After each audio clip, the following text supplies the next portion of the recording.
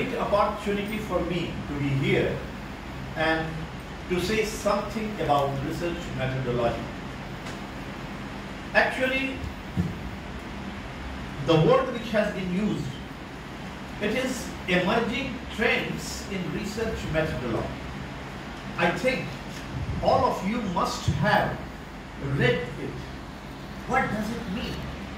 It means that in research methodology, certain trends are emerging.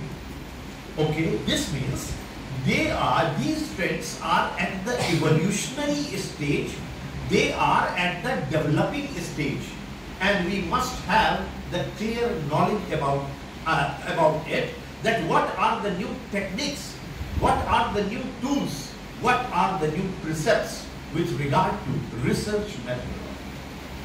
And once I was approached, I was asked to speak on current trends in socio-legal research.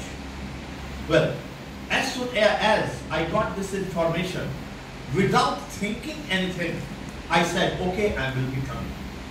Well, I gave my consent. But the next time I was thinking what I have to speak. The topic is current trends in socio-legal research. Okay, this means the trends which is already in existence, it is continuing, and the main theme is emerging trends. Now it was very difficult for me how to combine emerging trends with the current trends in socio-legal research. Because if you give this topic to anyone, that you have to write a PhD thesis on emerging trends in research methodology, what is expected? He will try to write down what are the new things which are emerging in research methodology.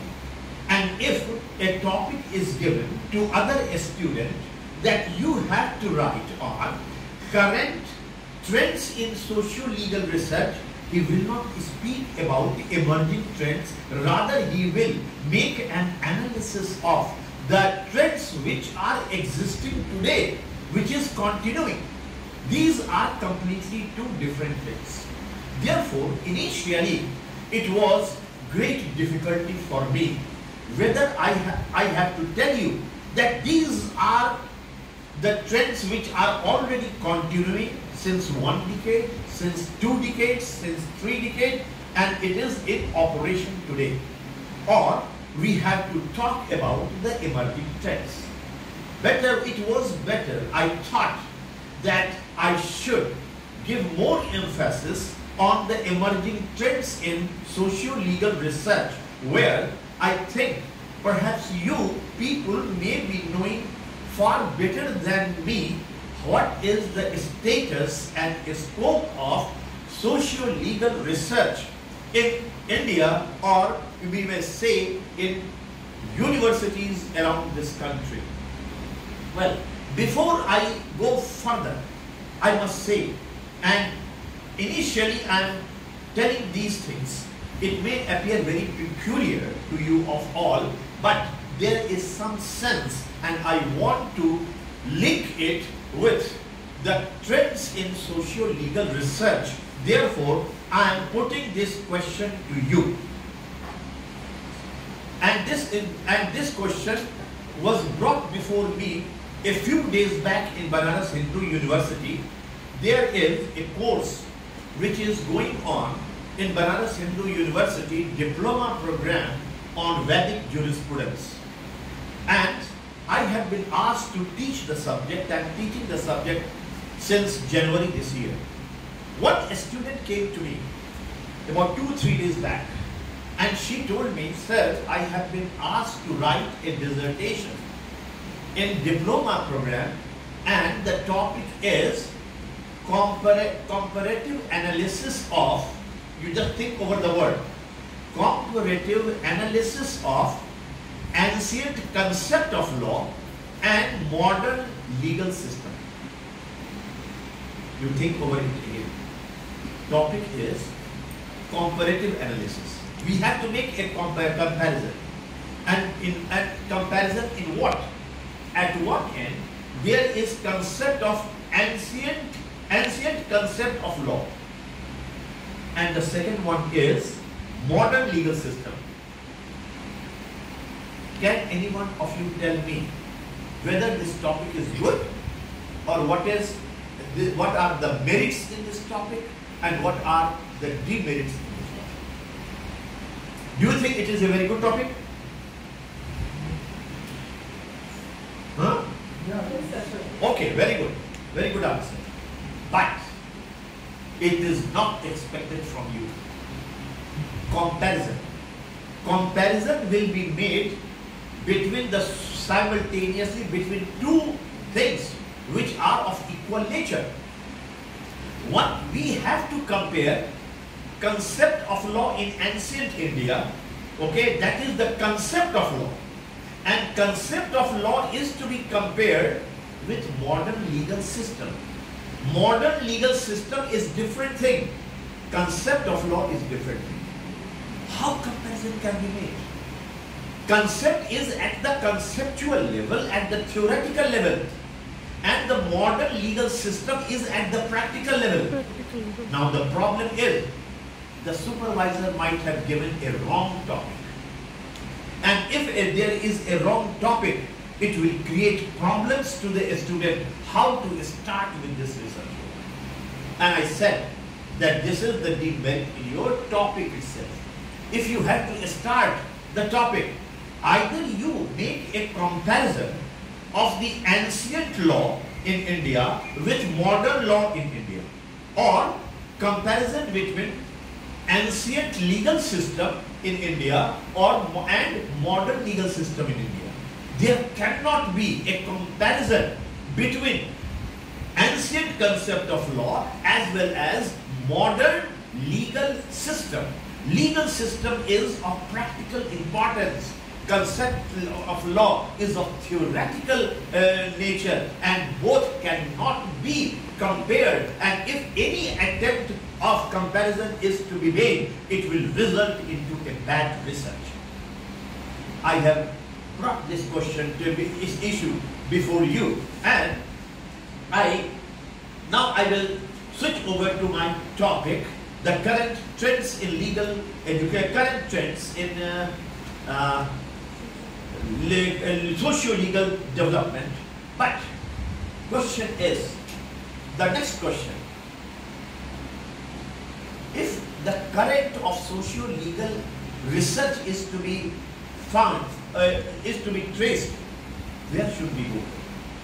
Suppose I have been asked to look on the trends in socio-legal research, where I will find out that the trend, whether the trend is found in traditional universities in India, or in the National Law University in India, or in foreign universities. From where to find out the trends? I have been asked here to talk about current trends in socio-legal research. But where to find out this? Well, looking at the current practices of socio-legal research in traditional universities in India, like Allahabad University, Lucknow University, Banaras Hindu University, or these traditional universities, or we are going to the National Law University in India to find out what are the current trends of socio-legal research there. Or we have to find out in the foreign countries, foreign law schools, what is the trend there. Now this is a very difficult question, and it is not easy to answer. Therefore, I am confronted with this problem. Now the other problem is the term socio-legal itself. It is neither social completely nor legal completely. It is mixture of two. If it is a mixture of two and a research is to be done, whether it will be 50% social and 50% legal, or it should be 40% social and 60% legal, or otherwise. Who will tell us? Therefore, but the difficulty and the problem is that once we have to approach this subject, there must be clarity in my mind. And therefore, I am coming to this question that law is to be related, studied and researched in the context of society. However, there are few words and the terms which are coming to our mind. One word is sociology of law. I don't know how many of you have heard this term, sociology of law. The other term is sociological research, and the third term is socio-legal research. Now, why these are three terms before us? What is the meaning of sociology of law?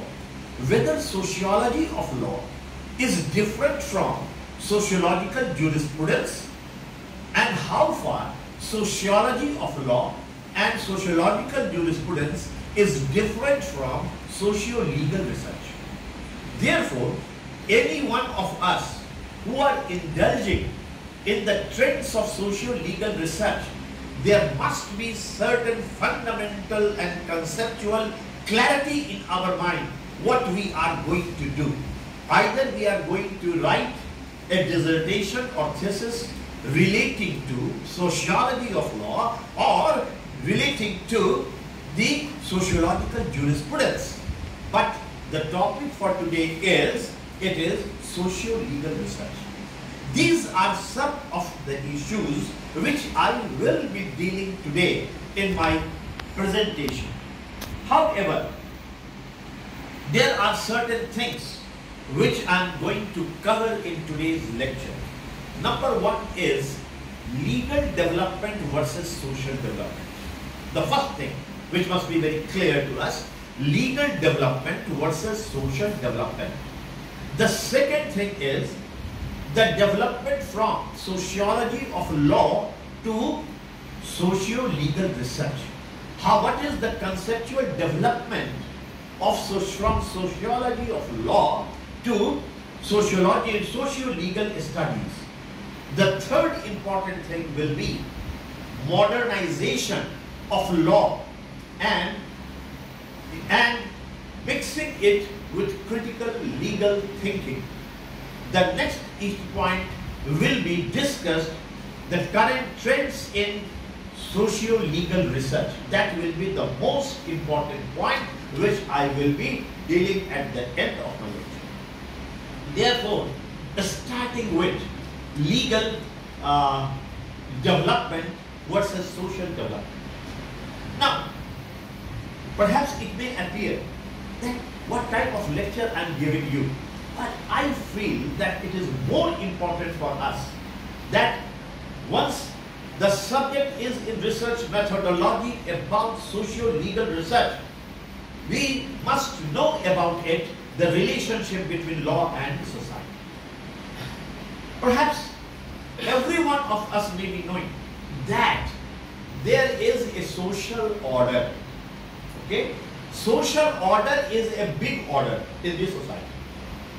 In social order, there are small orders.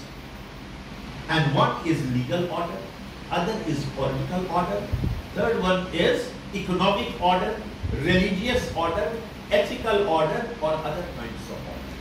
This means that there is a great circle which is known as social order. In social order, legal order is a small thing. It is one part of social order. But it is not that social order is one and legal order is another.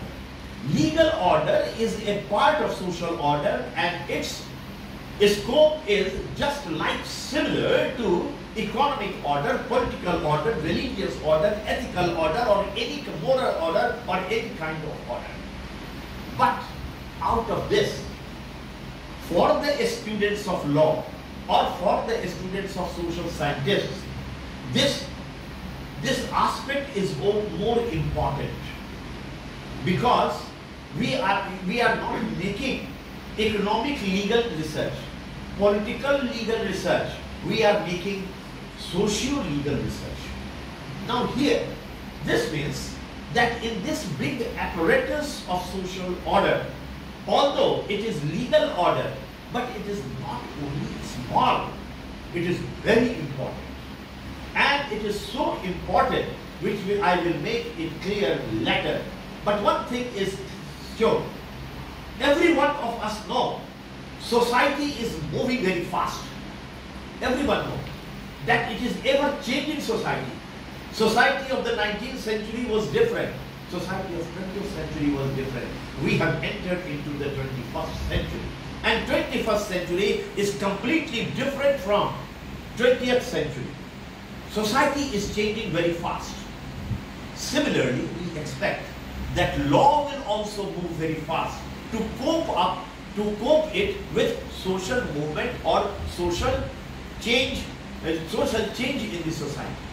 Suppose society is moving very fast, but the development or the movement of law is slow, then what will happen? At what stage it will be set? What you are speaking about law? What law is doing? Society has completely changed, and we have expectation from law. It will do certain things. Society is modern, very fast. It is smart. It is moving, but law is moving very slow. Now, how to cope up with it? The problem is that once we say something is changing very fast, perhaps there are elements of modernity. It is modern, it is changing very fast. But those which are moving very slow, perhaps it is static. It has perhaps no relevance. But why it is so? It is quite possible that the tools, techniques, and the instruments of law are of such nature by which law cannot move very fast. It is not the problem of law, it is not the problem of legal order, but there are certain contents in law or legal system or legal institutions that it creates obstruction, the problem in the movement of law. However, what happens? Law will have to adjust with social development. If society is changing very fast, law is not developing. Law is not in conformity with those social development and change in the society, and perhaps there will be a strain, there will a great stress on law, how it will function and how it will work in the society. And generally what happens? Law is threatened. There is a threat on law that there is a strong upheavals. There so much drastic changes are taking place in the society that it is creating problem for the foundation of the society, foundation of social order. Now it is a great challenge before law, how to cope up with this drastic change, this upheaval that it is shaking the foundation of social order and society, and what is expected from law. Now, this is a problem, and why I have said it, that you must keep it in mind once you do indulge into socio-legal research, that what are the problems in socio-legal research with regard to these mechanisms of modernism and modernism of society and conservatism of a law or legal system or law society. In fact, law is concerned with everything. It is very peculiar. There is a social order. In social order, there is a legal order, political order, economic order, religious order, ethical order, many times. But the thing is, law is concerned with everything. Law is concerned with political order. Law is concerned with economic order. Law is concerned with religious order. It is concerned with ethical order. And what is expected from law, and everyone in our society expects, that law will provide certain form, certain structure to this political order, social order, economic order.